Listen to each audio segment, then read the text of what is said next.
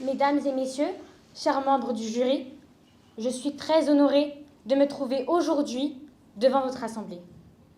Ce dont je m'apprête à vous révéler aujourd'hui est un sujet qui me tient particulièrement à cœur. En effet, en tant que collégienne et citoyenne française, je vais aborder devant vous le rôle des femmes durant la Première Guerre mondiale. Et oui, c'est un sujet qu'on occulte, souvent pour la simple et bonne raison que la guerre est une affaire d'hommes. Or, les femmes ont joué un rôle prépondérant. Ce conflit mondial débute en juillet 1914 et se termine en novembre 1918, a mobilisé les militaires, mais aussi la population. Tout homme ayant l'âge et le physique lui permettant de porter une arme devait se rendre au front pour défendre notre pays. Si la majorité des hommes sont appelés au front, qu'adviendra-t-il de l'économie française et des postes occupés par la gente masculine?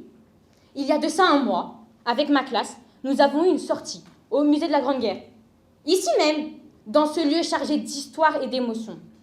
Nous visitions le musée et mon professeur d'histoire nous racontait que durant la Première Guerre mondiale, les femmes ont eu un rôle important. Et oui, la voilà la réponse.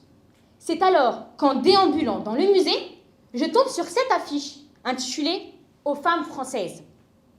Cette affiche, qui peut sembler inintéressante, a particulièrement attiré mon attention.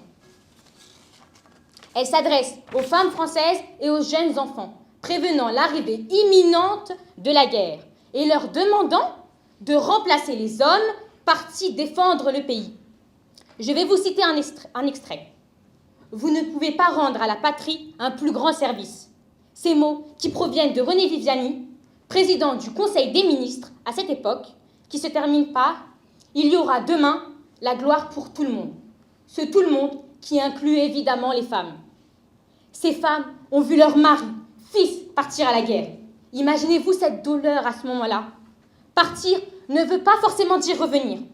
Était-ce un adieu, un au revoir? Pas le temps d'y réfléchir. D'une certaine manière, ces femmes ont pris part à ce conflit en endossant les rôles masculins. Les femmes ont été mobilisées. Elles travaillent à l'usine, conduisent des tramways, assurent l'acheminement du courrier, participent aux récoltes. Plein d'infirmières réceptionnaient aussi les blessés de guerre. J'imagine que les détracteurs diront que seuls les hommes ont contribué à la victoire française.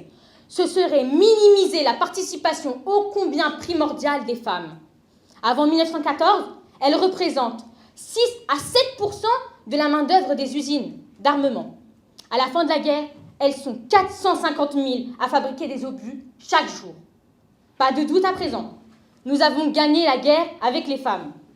Pour conclure mon discours, connaissez-vous une citation de Talleyrand?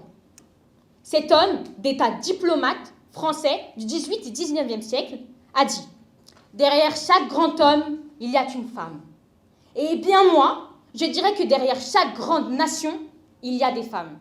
Merci de m'avoir écouté.